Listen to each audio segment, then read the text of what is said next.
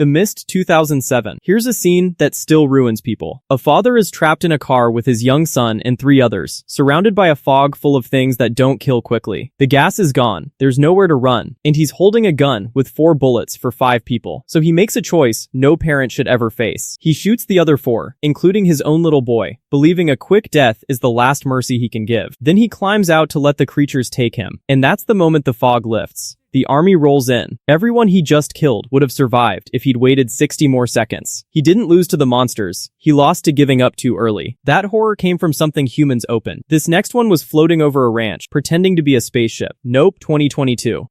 Everything about this movie tells you it's a UFO. The saucer shape, the way it hovers in one cloud, the people vanishing upward. But that's the lie the film wants you to believe, because there is no ship. That saucer is alive. It's a single animal that learned to look like a spaceship, so it can hide in the clouds and wait for you to look up. And the second you make eye contact, you've told it your food. It doesn't beam people away, it swallows them whole, and digests them alive inside itself. When it finally feels cornered, it unfolds into something enormous and wrong, closer to an angel than an alien. So the invasion you were bracing for was never coming. The monster was pretending to be the very thing we feared. That one hid behind a disguise. This next one hid behind a friendly face. Colossal 2016. A giant monster appears and starts tearing through Seoul, and on the far side of the world, a woman keeps blacking out drunk and waking up with hours missing. 2 unrelated news stories, until she notices the monster scratches its head at the exact instant she does. She isn't watching the creature, she is the creature. Whenever she crosses one specific playground, it appears in Seoul and copies her every move, thanks to something that struck them both as kids. That alone would be a wild premise. But then the film reveals her charming old friend shares the power, controlling a giant robot beside her. And unlike her, he enjoys the damage. He starts crushing the city on purpose to keep her trapped near him. The thing on the news was never the villain, the nice guy was. Some people turn into monsters, others just get replaced by one. Annihilation 2018. Her husband disappeared into a strange glowing zone a year ago. Then one night, he's just standing in their kitchen. She's relieved, until she realizes she's looking at a stranger wearing his face. That zone doesn't kill what enters it, it copies it, rewriting the Dina of everything inside. The man who came home as a duplicate. The film hides that until she finds a recording of the real husband, filming his own death while his copy quietly watches. Then it comes for her, building a silent double that mirrors her every step. She barely makes it out, but watch the final shot. She embraces the man who returned, and her own eyes flicker with the same shimmer. The real question was never whether he survived. It's whether the woman who walked out was still her. That copy came back to love her. This next group was set up to die. The Cabin in the Woods 2012. On the surface, this is the most generic setup in horror. 5 college kids, a remote cabin, picked off one by one. But every single death is being engineered from a control room underground. A team of technicians is drugging them into roles. The jock, the brain, the fool, the innocent, and releasing monsters at them on purpose. Why? Because it's a sacrifice. Somewhere beneath the earth, ancient gods have to be fed 5 deaths a year, in the right order, or they wake up and end the world. Even the monster was chosen by the victims themselves, without knowing, when they touched the wrong object in the cellar. So this was never a slasher film. It was a ritual disguised as one, with an audience watching from below. They killed to keep a god asleep. This next monster we made by accident, and it started with a true story. The Host 2006. A family's whole world becomes one goal: get the little girl back. A monster snatched her off a riverbank and dragged her into the sewers, but she's alive down there, so they fight through everything to reach her. And the creature's origin isn't invented. It's pulled from a real scandal, where toxic chemicals were poured straight into Korea's river. Then it twists in a way most monster movies wouldn't dare. The government claims the creature carries a deadly virus, and it's a complete lie. There's no virus at all, just a cover for how the thing was really made. So the family fights and bleeds its way toward her, and when they finally reach her, they're too late. She's already gone. Everything was for nothing, but one small boy they saved beside her. That grief sat right on the surface. This next film buried its cruelty in an ending most people never even saw. Before we drop into the back half, if these breakdowns are pulling you in, subscribe so the next one finds you.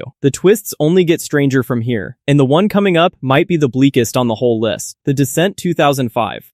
You probably remember how this one ends. The last survivor claws out of a cave full of monsters, breaks into daylight, and drives away shaking, but alive. Except that's not the real ending. That's a lie her own mind is telling her. In the original cut, she never escapes at all. The sunlight, the car, the freedom, none of it is happening. She's still down there in total darkness, mind broken, staring at what she thinks is her dead daughter and a birthday cake. But that soft glow isn't from candles. It's her fallen flashlight. The creatures are already closing in, and she has no idea. Studios softened it for release so she could live. The director's real version is far worse. Her escape was just the final comfort her mind invented before the dark swallowed her. That monster lived in the ground. This next one hid inside an entire genre. Underwater 2020. For most of its runtime, this plays like a straight survival thriller. A drilling crew is stranded on the ocean floor. The walls are caving in, and something in the dark keeps dragging people off. You assume those creatures are the threat. They're not. They're just the offspring. In the last few minutes, the survivors look up at something the size of a skyscraper unfolding out of the trench, and the director later confirmed what it actually is. It's Cthulhu, the literal Lovecraft god. Everything that had been hunting them was just its children. A movie you thought was a claustrophobic monster flick was secretly about an ancient god all along, and it never tips its hand until those wings spread. The hero blows herself up to stop it, but something that old and vast doesn't really die. That creature was ancient. This next one changes its own body while you watch. Splice 2009.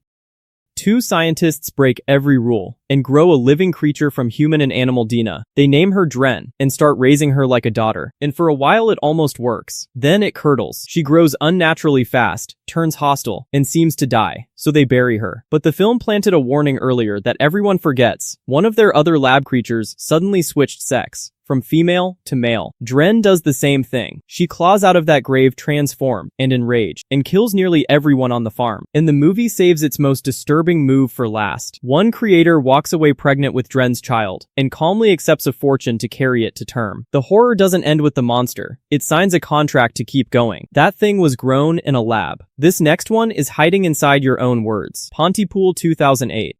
This might be the only monster on the list you can catch by simply understanding a sentence. A violent outbreak sweeps a small town, people turning feral and babbling, looking at first like a normal infection. But it doesn't travel through blood or bites. It travels through language, specifically English. The virus lives inside certain words, and the moment your brain understands one, it's already in you. You start looping the word, repeating it helplessly, until you break and attack whoever's nearest. Barricaded inside a radio station, the survivors crack the only defense there is. Strip the infected word of its meaning. Convince your mind that kill now means kiss, and the word can't hold you. It's a plague built out of understanding. The more fluent you are, the faster it takes you. That monster lived in language. This next one has been posing as a beautiful woman for 2,000 years. Spring 2014.